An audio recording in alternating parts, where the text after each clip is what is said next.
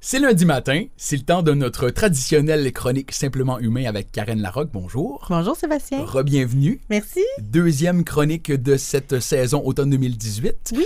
Karen, on se rappelle encore, tu es formatrice, conférencière, tu as été psychologue pendant plus de 17 ans. Ouais. Deuxième chronique pour cette saison 2018. Et dans la première chronique, Karen, on parlait beaucoup de la confiance en soi. En fait, qui va être un thème omniprésent pour la saison automne. Oui, ça va être mon focus de l'automne. On va parler de confiance en soi. Et ce qui ressortait de notre dernière chronique, on faisait la différence entre l'estime de soi et la confiance en soi. Oui. On disait que la confiance en soi vient de l'expérience. Oui, absolument. Tout part de là. Il y a des choses qui sont importantes de savoir sur comment on fait pour accumuler cette expérience-là, puis tout ça.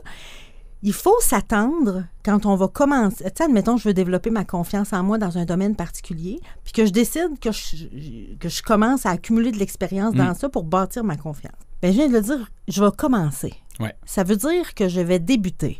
Ça veut dire que je vais être débutante. Ouais. Mais quand on commence, on se sent insécure. Et ça, c'est normal.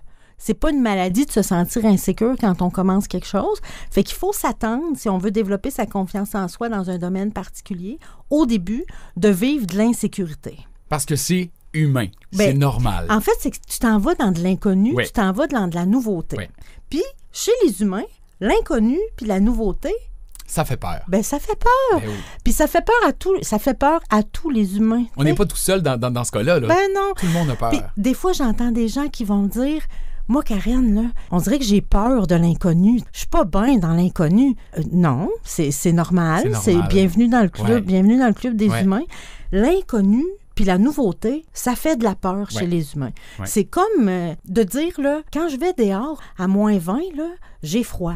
Ah. Ben oui, Oui. moins 20, ça fait froid chez les humains. Oui, Bon. oui. C'est une Fait réaction que- normale. Exact, Ouais. c'est une réaction normale. Fait que l'inconnu, la nouveauté, ça fait peur, c'est comme ça chez tous les humains. Si tu commences dans quelque chose de nouveau, ben c'est que nécessairement, tu sais, les humains, on a une zone de confort puis une zone d'inconfort. Ouais. La zone de confort, on est confortable avec ce qu'on connaît. Ouais. On est confortable avec ce qu'on maîtrise.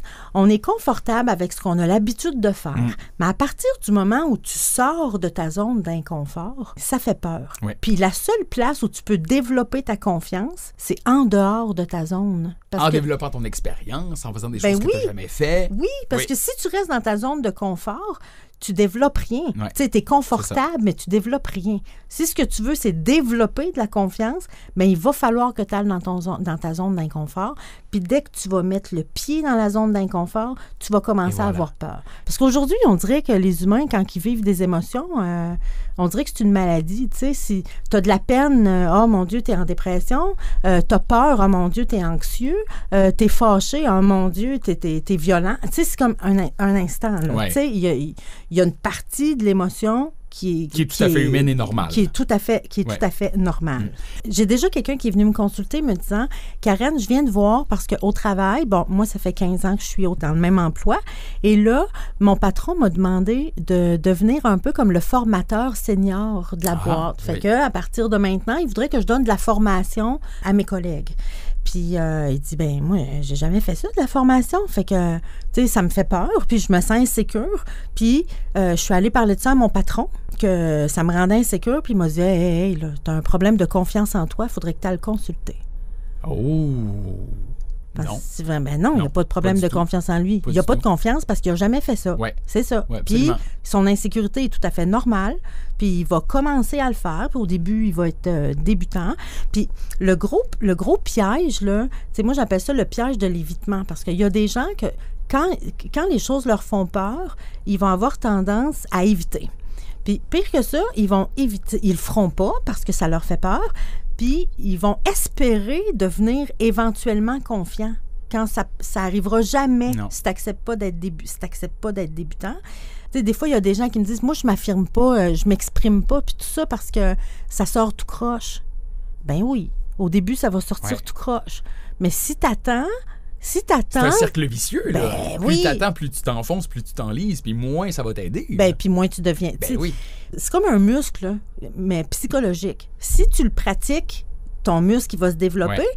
mais si tu le pratiques pas, non seulement ton muscle se développera pas, mais il va s'atrophier. Ouais. C'est ça. Ouais. Fait que si tu choisis l'évitement, en espérant un jour devenir bon, tu sais, je vais m'exprimer quand ça va être capable de sortir comme du monde, ben ça sortira jamais comme du monde si tu n'acceptes pas de commencer à t'exprimer tout croche. Au début, ça va être comme ça. Sinon, c'est comme si je te disais, moi, je fais pas de ski, je suis tellement pas bonne, tu sais. L'année prochaine, peut-être, je vais voir si je suis bonne, tu sais. Mais je serai jamais bonne. Quand je vais commencer à faire du ski, je vais être débutante. Oui, absolument, c'est ça. Et puis accepter le fait d'être débutant. Ben c'est ça. Puis aujourd'hui, on dirait que c'est pas valorisé d'être pas bon, de pas performer. La performance, ça vient avec l'expérience, comme la confiance, c'est ça. On peut pas commencer au top, là. C'est impossible. Non? Puis en plus, l'évitement, c'est que non seulement je ne développerai pas ma confiance, mais je vais développer d'autres choses. Je pourrais même développer de l'anxiété. Parce que mon sentiment de confiance, non seulement il ne va pas se développer, mais il va s'atrophier. Puis quand la confiance s'atrophie, bien, puis l'évitement, ça mène à l'anxiété.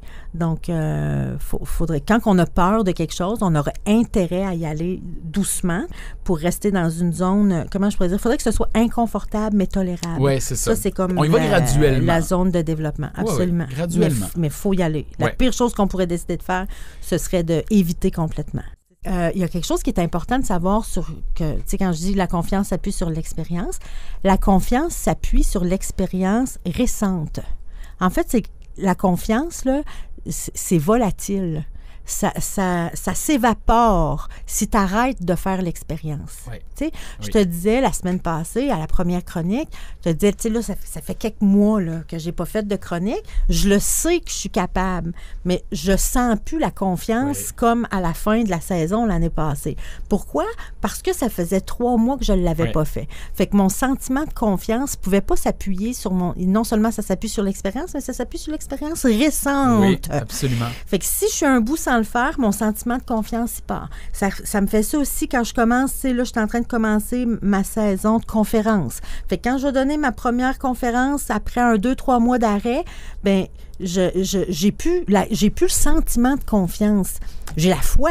J'ai une grande foi parce que j'ai le souvenir des années passées, puis que ça fait ça fait une vingtaine d'années que j'en fais, puis c'est comme je le sais que je suis capable, mais je ne le sens plus. Mais après, un coup que la conférence est startée, ben là, je suis en train de vivre l'expérience que je suis encore capable, puis là, le sentiment de confiance revient. Mais il faut que l'expérience soit récente. Oui. Puis, ça fait ça aussi quand on part de son travail, on s'en va en vacances. Je te disais avant d'entrer en onde tout à l'heure, là, moi, je m'en vais 3 semaines du travail. J'arrive, on dirait que j'ai de la misère à savoir comment ma console, mes pitons fonctionnent. C'est normal. Quand je fais ça depuis des années, mais là, ça me prend quelques jours à me remettre dans le bain. Puis, c'est comme si je fais tu fais du jogging 5 fois par semaine, puis pendant 3 semaines, 1 mois, tu arrêtes d'y aller. C'est sûr que quand tu vas y retourner, tu vas pas reprendre où tu étais rendu. Non, si tu arrêtes d'expérimenter, tu vas reculer. Absolument. Les humains, on est comme ça. Tu peux pas. C'est soit tu avances, soit tu recules.